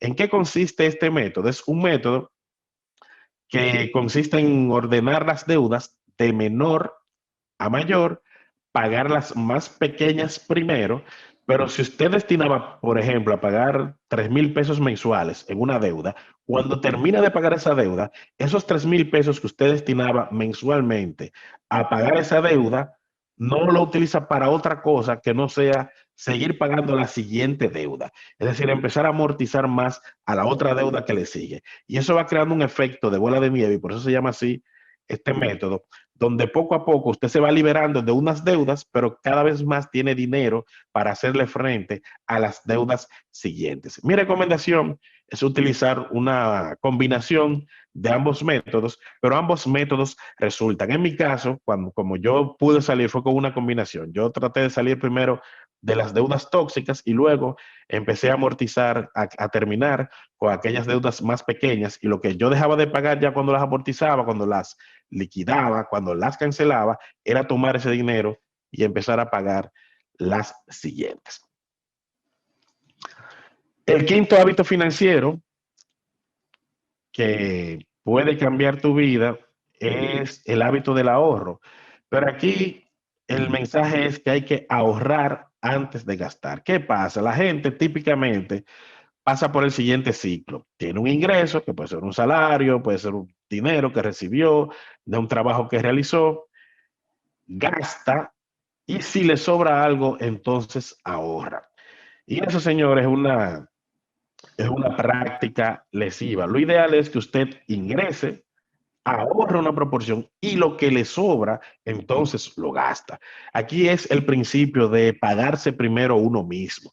Uno no puede vivir toda su vida trabajando para pagarle a otro, para pagar el teléfono, para pagar un préstamo, para pagar una ropa que cogió a crédito. Eso, si usted está haciendo eso, usted está trabajando para otro. El acto de ahorrar es un acto de amor propio. Si usted se quiere, usted tiene que pagarse primero usted mismo. Entonces, esta es la dinámica que usted tiene que seguir. Ingresé, ahorré primero, y lo que me sobra, entonces yo lo destino a lo demás. Tiene que tener ese hábito. Ahora, ciertamente, ahorrar es una disciplina. Hay que ahorrar consistentemente. Mi recomendación es ahorrar al menos un 10% de nuestros ingresos, es lo recomendable. De todas maneras, probablemente inicialmente usted no pueda ahorrar el 10%, no le dé. Lo importante es empezar con una cantidad mínima que le permita a usted ir creando esa disciplina, ir creando ese hábito. Lo primero es crear un fondo de emergencias, y lo vimos también en la charla pasada, que puede ir de 3 a 6 veces tus gastos mensuales. Cuando uno empieza a ahorrar, eso es lo primero que hay que construir, el fondo de emergencia. Recuerden que el fondo de emergencia evita que caigamos en el endeudamiento. Lo tercero es poner ese dinero que usted ahorra, hay que ponerlo a generar intereses, hay que invertirlo, no lo deje todo el tiempo en una cuenta de ahorro, hay que poner a producirlo. Y lo importante aquí es tener metas anuales. Todos los años usted tiene que decir, yo este año me propongo tener un ahorro de tanto, ahorrar tanto, incrementar mis ahorros en tanto, pero tiene que tener una meta mensual. El sexto hábito financiero es tener más de un ingreso. Y esto sí es muy, muy, muy importante. Y tener más de un ingreso no significa tener más de un trabajo, que pudiera ser, pero no necesariamente significa eso. Aquí lo que estamos hablando es de generar ingresos pasivos. ¿Qué son ingresos pasivos? Ingresos pasivos son aquellos ingresos que usted empieza a recibir sin la necesidad de trabajar. Por ejemplo, si usted abre un certificado financiero en un banco y eso le reporta a usted 2,000 pesos de intereses mensuales, usted trabaje o no, usted se levante a la hora que usted se levante todos los días, mensualmente usted está recibiendo 2,000 pesos, y eso se llama un ingreso pasivo, que independientemente de que usted trabaje o no, usted lo está recibiendo. Si usted tiene un local comercial y lo alquila, independientemente de que usted trabaje o no, usted va a tener un ingreso mensual por el monto del alquiler. Entonces, uno tiene siempre que tratar de construir esos ingresos pasivos. No viva únicamente, no cuente únicamente con el ingreso de su salario, porque usted se convierte en una persona muy vulnerable si únicamente depende de su salario. Y lo vimos el año pasado. Mucha gente que perdió su empleo se vio en una situación muy crítica porque no tenía esos ingresos pasivos que le permiten solventar otras cosas. Y lo tercero es que uno tiene que aspirar y tener la meta, muy importante, de que los ingresos pasivos que usted esté generando cada vez más sean representen una mayor proporción de tus ingresos totales. ¿Qué significa eso? Usted puede tener en el año, si usted gana 100,000 pesos y 5,000 pesos son de sus ingresos pasivos, eso significa que es un 5% del total de sus ingresos anuales viene de ingresos pasivos. Usted tiene que tratar de que al año siguiente eso pase de un 5 a un 8 o a un 10 y así sucesivamente, de manera tal en que llegue un momento de su vida donde usted trabaje o no, sus ingresos van a ser lo suficientemente grandes para poder cubrir todas sus necesidades. Por eso es la importancia de tener este concepto claro del ingreso pasivo. No viva únicamente de su salario, no viva únicamente de un negocio que usted tenga que levantarse todos los días temprano, tener una nómina, pagar proveedores. Eso es bueno, es válido, es lo que todo el mundo hace, pero si usted no empieza a construir ingresos pasivos, eso le va a pasar factura en un futuro. Uno de los ingresos pasivos que es muy evidente son los planes de pensiones. Cuando usted llega a su edad no productiva, eso le va a representar un ingreso. Y el último hábito financiero, que es precisamente, que está muy relacionado con el anterior, es entender el concepto de libertad financiera. Usted tiene que aspirar a llegar al estatus de libertad financiera. Usted no puede ser toda su vida esclavo de su trabajo. Usted tiene que llegar a un momento en su vida en que usted disfrute de la vida, que usted siga generando ingresos pasivos y que eso le permita a usted disfrutar de todo lo que usted quiere disfrutar, de viajar, de compartir con su familia, de desarrollar proyectos. Y la libertad financiera no es más que un estado donde se vive únicamente de los ingresos pasivos sin la necesidad de trabajar. Por ejemplo, en mi caso, yo todos los años me pongo la meta de que mis ingresos pasivos cada vez sean más que lo que yo recibo por el concepto de mi salario o de lo que tengo de otras empresas, y me ha dado resultado, y cada vez más, a medida que va pasando el tiempo, he construido ingresos pasivos que representan una mayor proporción de mis ingresos anuales. Mi meta, no he llegado todavía, es que en unos años mis ingresos pasivos sean lo suficientemente grandes como para poder cubrir todas mis necesidades, mis gastos, y aún así mantener mi estado, mi nivel de vida actual. Entonces, tratando de resumir lo que es lo que se ha compartido en esta mañana: primer hábito financiero, tratar de invertir en educación financiera. Lea, prepárese, compre los libros que yo les recomendé, si no tiene ninguno a mano. Segundo, hacer un diagnóstico de tu situación actual. Tienes que saber cuál es tu situación, tienes que escribirla, tienes que ser consciente de ello. Lo tercero es hacer un presupuesto, es una herramienta vital para todo aquel que quiere organizar sus finanzas, que quiere cambiar realmente su situación financiera. Hay que hacer un plan de reducción de deudas. Las deudas nos drenan el bolsillo. Hay deudas buenas, hay deudas malas. Tratar de evitar aquellas deudas malas que son simplemente para gastar. Una deuda buena es cuando usted ese dinero lo va a coger para producir más, o cuando usted quiere comprar un activo, comprar una casa, un vehículo. Son endeudamientos potables, hay otros que definitivamente no. Lo quinto, hay que empezar a ahorrar. Hay una frase también muy famosa que dice que todo el mundo quiere ir al cielo, pero nadie se quiere morir. El ahorro es un sacrificio. Para usted ir al cielo tiene que morirse indefectiblemente. Para usted tener una situación financiera también sana, para evitar el endeudamiento, tiene que necesariamente empezar a ahorrar. Hábito financiero número 6, tener más de una fuente de ingresos, preferiblemente ingresos pasivos, que te permitan finalmente llegar al concepto de libertad financiera, que es cuando esos ingresos pasivos sobrepasan lo que son tus ingresos activos, es decir, aquellos que tú tienes que generar trabajando todos los días. Así que esto ha sido básicamente lo que a mí me funcionó, lo que he visto que le ha funcionado a mucha gente. Son hábitos financieros en los cuales se puede profundizar mucho más, pero aquí lo que quisimos fue tratar de resumirlos y traerles el testimonio de que ciertamente aplicándolos uno puede cambiar de manera significativa su vida. Así que muchísimas gracias, encantadísimo de compartir con ustedes esta presentación. Muchísimas gracias a ti, Irving, por esta oportuna intervención. y queremos darte las gracias también por todos esos consejos que nos van a servir para aplicarlo en nuestro día a día. Por favor, no se vayan, que próximamente ahora vamos a entrar en la parte más interesante de nuestra presentación de la mañana de hoy, que es la parte de preguntas y respuestas con Kimberly, Laura e Irwin. Atentos, por favor.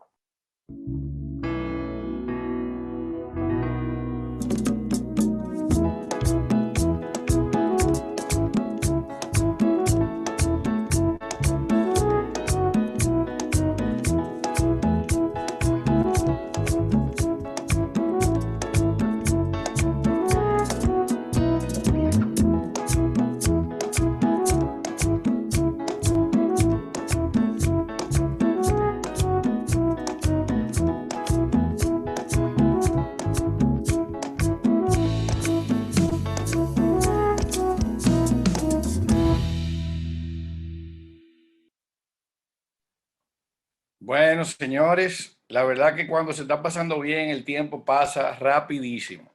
Hemos aprendido muchas cosas interesantes en la mañana de hoy y ha llegado el momento más importante de nuestra charla, que es la parte de preguntas y respuestas, las cuales estarán siendo respondidas por Kimberly, Laura e Irving en vivo para ustedes. Empecemos entonces con nuestra primera pregunta, que aquí las tengo anotadas. Arrancamos entonces con una pregunta que nos llegó antes de empezar el webinar, pero entendemos que es muy importante porque aterriza y toca lo que es la realidad de todos los dominicanos y dominicanas. La pregunta es la siguiente: ¿cómo puede organizar sus finanzas una persona que tiene 3 hijos y que gana 15,000 pesos al mes, con el que tiene que cubrir el costo de la canasta básica y pagar casa? Esta es la verdad que una pregunta retadora. Adelante, por favor. Empecemos Laura, Kimberly e Irving, en ese mismo orden. Ok, bueno, primero que nada, debes enlistar todos los gastos que tengas, esos gastos fijos y necesarios que vimos, los gastos secundarios, y tener ese orden de tu presupuesto para optimizar ese ingreso que te llega mensualmente y poder cubrir todas tus necesidades. Entonces, lo ideal es que te pongas límites en esos gastos secundarios, porque como no tienes un ingreso muy elevado y tienes 3 hijos a los cuales hay que cubrir todos esos gastos, pues debes tener un mayor control en esos gastos hormigas, en esos gastos secundarios que muchas veces creemos que no hacen la diferencia, pero sí la hacen. Por ejemplo, comprar frutas en el frutero, cuando tal vez puedo comprar esas frutas en el supermercado, en el mercado, y ahorrarme un poquito, y ese poquito hace la diferencia. Así también tratar de buscar un ingreso extra, un ingreso secundario que te pueda ayudar a cubrir esos gastos mes a mes. Muy bien.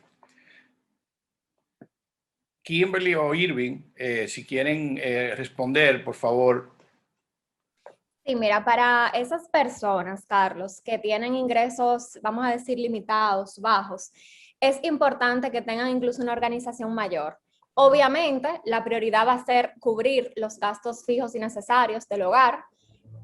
Sin embargo, también hay que tomar en cuenta que hay que disminuir gastos secundarios. O sea, si tú tienes un ingreso bajo y tú sientes que no puedes ahorrar y que apenas te alcanza para cubrir tus gastos fijos, es necesario entonces hacer un recorte fuerte en gastos secundarios.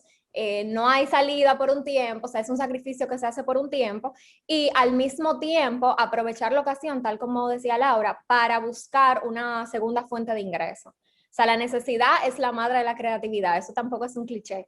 Entonces, sí es importante aprovechar eso, o sea, buscar una segunda fuente de ingreso con lo que se pueda, con algo que estás cocinando en tu casa y lo vendes a tus vecinos, como se pueda. Pero sí es importante desarrollar esas dos partes, la parte de disminuir gastos secundarios y aportar para poder ingresar más. Muy bien. Sí, ciertamente tanto lo que mencionan Laura como Kimberly. Es cierto, cuando se tiene un nivel de ingresos muy bajo, que apenas te da para cubrir tus gastos básicos, es donde se requiere de mayor planificación y mayor organización. Yo diría, y va a sonar un poco paradójico, incluso pudiera resultar poco creíble lo que voy a decir, pero también se requiere de mayor disciplina en empezar a ahorrar, aunque sea una pequeña cantidad. ¿Por qué? Porque precisamente cuando uno tiene un ingreso muy bajo, se le presenta cualquier emergencia y va a caer en una situación de endeudamiento seguro. Estamos muy vulnerables. Entonces, aunque sean 100 pesos, 200 pesos, lo que puede hay que empezar a crear ese fondo y tratar de ser mucho más organizados con el gasto. Igual, cualquier fuente de ingresos adicional que se pueda tener aportaría bastante. Y ciertamente esa es la situación que vive la mayoría de los dominicanos, que estamos con ingresos muy limitados, pero ahí hay que cambiar, a dar un ajuste a nuestro estilo de vida para precisamente hacerle frente a eso. Sí, realmente esa es una solución, y tomar en cuenta el tema de pagarse primero como algo que no se puede negociar. Pasando a nuestra segunda pregunta, Gregorio nos manda un texto diciendo: cuando el ingreso es totalmente variable, ¿cómo puedes organizar tus finanzas? A ver.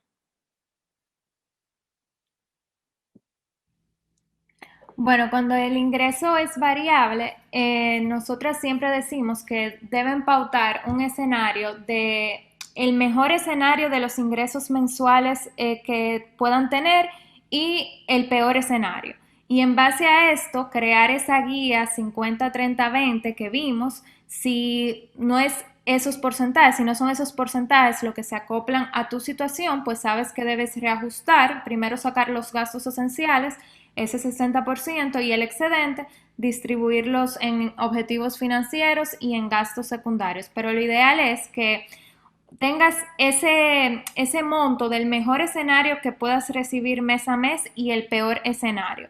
Basar tu presupuesto en ese peor escenario, que por lo menos puedas cubrir esos gastos fijos y esenciales y no tengas que endeudarte para ellos. Y otra cosa que también recomendamos a la hora de plantear ese presupuesto puede ser el ingreso que has recibido en los 3 meses, el ingreso promedio que has recibido en los últimos 3 meses. Y en base a eso, plasmar ese presupuesto con gastos secundarios, con los objetivos financieros, que debe ser tu gasto fijo número 1 y esos gastos fijos y esenciales. Muy bien. Vamos a, Carlos, avanzar con otras preguntas o la misma. Si quieres intervenir respondiendo a esa pregunta, lo puedes hacer. Igualmente, si no quieres intervenir, tienes la libertad y darle la palabra entonces a Irving. Y si Irving igual quieren pasar a otra pregunta, podemos pasar, lo que ustedes decidan. Carlos, vamos por favor por una cuestión de tiempo y para atender la mayor cantidad de preguntas posibles, hacerla a uno de nuestros panelistas e irlos rotando, de modo tal que realmente estamos desbordados de preguntas y queremos responder la mayor cantidad. Gracias. Excelente. Bueno, pues continuamos con otra pregunta. Esta pregunta es anónima y dice lo siguiente: ¿puedo hacer inversiones y usar los beneficios de dichas inversiones para mis metas financieras? Claro que sí, eso es lo ideal incluso. O sea, yo digo que las metas financieras deben estar en inversiones, deben estar en productos que se acoplen a esas metas, dado el plazo, dado la moneda, que es más acorde a esa meta. Y claro que sí, o sea, los intereses que recibes por tus inversiones pueden apoyarte incluso más para tus metas, ya sea porque lo estás acumulando y estás ganando más dinero con tu dinero, o porque tomas esos intereses para cumplir compromisos que tengas o para tú mismo capitalizarlo, tomar esos intereses y colocarlos en otro producto de inversión y capitalizarlos de esta manera. Excelente. Aquí tengo otra pregunta muy interesante. Si hay una quincena donde tengo un aumento no planeado en la tarjeta de crédito y al cobrar no me da para ahorrar, para pagar ese monto de la tarjeta, ¿es correcto que esa quincena posponga el ahorro? Es decir, si tuve que hacer un consumo y no tengo para pagar, si puedo posponer ese ahorro para la próxima quincena. Sí, mira, no es lo ideal. Ahí se supone que lo que ha sucedido es que se ha tenido un gasto imprevisto. Lo ideal es, si usted tiene su fondo de emergencia, tomar de ese fondo y seguir con la disciplina del ahorro. En caso de que no tenga el fondo de emergencia, bueno, lo ideal aquí es amortizar a la deuda. Importante entender que una forma de ahorro es precisamente eliminar las deudas y eliminar ese posible gasto que uno va a tener por pago de intereses no planificados. Entonces, si usted tiene el dilema de, bueno, este dinero, ¿qué hago con él? ¿Lo ahorro o pago la tarjeta? Bueno, si es un evento puntual que no va a suceder en lo adelante, bueno, ahí cubra la deuda de tarjeta, no se financie y trate entonces de lo adelante de retomar su disciplina del ahorro. Es mi recomendación. Exactamente, a cualquiera le puede pasar. Por otro lado, una pregunta muy puntual que hace Francisco. En estos momentos que las tasas de interés y los rendimientos de las inversiones y certificados financieros están tan bajos, ¿qué producto de inversión recomiendan hacer para uno compensar, que tenga un riesgo de medio hacia abajo? Bueno, primero va a depender para qué tú estás ahorrando, porque si estás ahorrando para tu fondo de emergencia, no puedes enfocarte en un bono que tal vez te ofrezca una rentabilidad alta, pero si es para tu fondo de emergencia necesitas la liquidez. O sea que primero pregúntate para qué tú estás ahorrando. Si es algo para corto plazo, pues puedes evaluar los fondos de inversión en las administradoras de fondos de inversión, que hay fondos líquidos a 30 días, a 90 días, ya si tienes una meta a mediano plazo.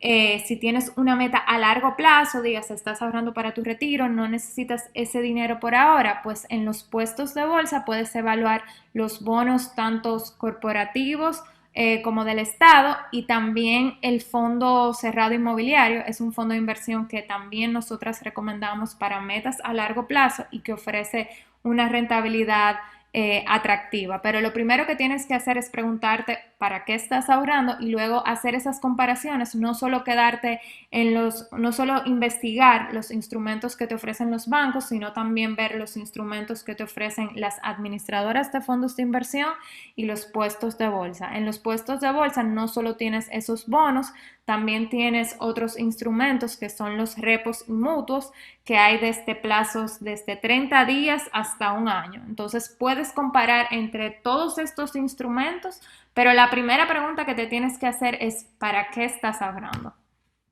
Como tú dices, Laura, hay que poner nombre y apellido a esa meta, a ese objetivo, a ese plan de ahorro. Sigamos con otra pregunta que tiene una tocaya tuya. Laura pregunta, ¿sería bueno colocar el fondo de emergencia en un fondo de inversión siempre y cuando sea de fácil liquidación? Esa pregunta se parece un poco a la que ya tú respondiste. Pienso que podemos seguir a otra pregunta. Ramón quiere saber qué porcentaje de los ingresos es recomendable ahorrar para un fondo de emergencia.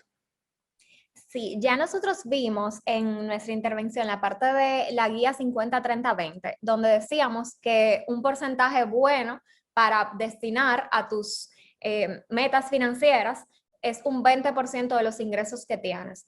Sabemos que esto puede ser diferente para algunas personas que, por ejemplo, no tienen el hábito de ahorro y podrían empezar con un porcentaje menor, un 3, un 5%, un 10%, hasta que puedan ir acomodándose un poco y subiendo este porcentaje. Así que sabemos que tenemos como meta poder ahorrar al mes un 20% de nuestros ingresos. No significa que no puedes empezar con menos, puedes empezar con menos, pero sí, ya sabemos que tenemos un 20% como meta. Sí, es correcto. Lo importante es empezar. A mí siempre me preguntan muchas veces qué porcentaje se debe de fijar. Lo importante es tú empezar. Si tú tienes ya una meta y empiezas la costumbre del ahorro, ya tú tienes el principio del pleito, como dicen, ganado. Por otro lado, aquí pregunta Claudia, si saldar un préstamo hipotecario podría ser considerado como una meta financiera. Sí, mira, un préstamo hipotecario típicamente es una decisión financiera de largo plazo. Por los montos que envuelve, pocas personas tienen la posibilidad de abonarlo con muy corto tiempo. Es decir, si lo tomaste a 15 años, a 20 años, poca gente lo puede saldar al primer año. Yo lo que siempre digo es que usted tiene dos formas usted puede ir abonando de manera extraordinaria a un préstamo hipotecario si su contrato se lo permite. Y lo ideal es que lo que usted, o cuál es la meta, por tratar de que lo que usted paga de cuota mensual de préstamo hipotecario nunca sobrepase más del 25% del total de sus ingresos. Entonces, si usted está por encima de eso, es decir, usted gana 100,000 pesos mensuales y está pagando 35,000, usted está en una situación de sobrecalentamiento de sus finanzas. Si puede ir abonando poco a poco para que esa cuota esté por debajo del 25% de sus ingresos mensuales, entonces usted está en una posición cómoda porque no está sobrecalentando sus finanzas. Entonces ahí lo importante es mantener del total de su flujo que la cuota del préstamo hipotecario no le sobrepase ese porcentaje. En la medida que sea menor, mucho más cómodo usted estará. Excelente.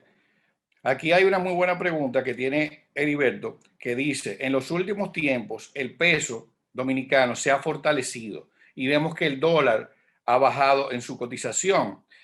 Entonces la pregunta que él tiene, ¿vale la pena más ahorrar en pesos que en dólares? Es una buena pregunta.